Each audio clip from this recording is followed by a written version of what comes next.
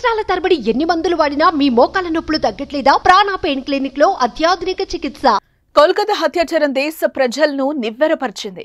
మహిళల రక్షణను ప్రశ్నార్థకంగా మార్చింది. కష్టపడి చదివి భవిష్యత్తుపై ఎన్నో కలలు కంటూ ముందుకు సాగుతున్న ఓ యువ వైద్యురాలిని మృగం వేటాడింది. ఆ మృగం పేరే సంజయ్ రాయ్. వీడి గురించి ఎంత చెప్పుకున్నా తక్కువే. పశువు కంటే హీనం, అశ్లీల చిత్రాలకు బానిసై విచ్చలవిడిగా ప్రవర్తించే ఉన్మాది. అలాంటి సంజయ్ రాయ్ని ఉరి తీయాలని దేశం మొత్తం డిమాండ్ చేస్తోంది. దుమ్మెత్తిపోస్తోంది. మాకు అప్పగించండి, చంపేస్తామంటూ ఎంతో మంది ప్రజలు బహిరంగంగానే ప్రకటిస్తున్నారు. ఇదిలా ఉంటే సంజయ్ రాయ్ తల్లి తాజాగా సంచలన వ్యాఖ్యలు చేసింది.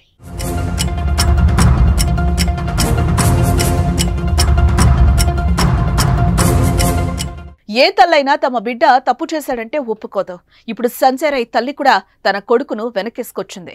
అన్యాయంగా కేసులో ఇరికిస్తున్నారని వాపోయింది. దీని వెనక చాలా మంది ఉన్నారని, వారి గురించి విచారణ చేపట్టాలని డిమాండ్ చేస్తోంది ఆమె. అంతేకాదు, అతడి గురించి చాలా గొప్పగా చెప్పుకుంటోంది ఆ తల్లి. సంజయ్ రాయ్ కు ఆటలంటే చాలా ఇష్టమని, చిన్నతనంలో బాక్సింగ్ నేర్చుకున్నాడని తెలిపింది. ఎన్సీసీలో కూడా చేరి స్కూల్లో టాపర్ గా నిలిచాడని వెల్లడించింది. ఇంట్లో తనను చాలా జాగ్రత్తగా చూసుకుంటూ వంట కూడా చేసి పెడతాడంటూ కన్నీరు పెట్టుకుంది.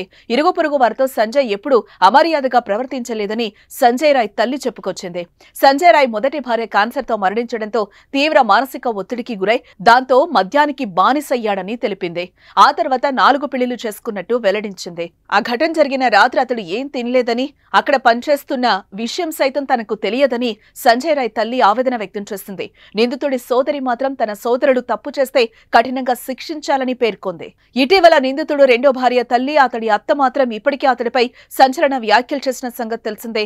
గర్భంతో ఉన్న తన కూతురిపై దాడి చేసి గర్భస్రావం సైతం అయ్యేలా చేశాడని ఆగ్రహం వ్యక్తం చేసింది.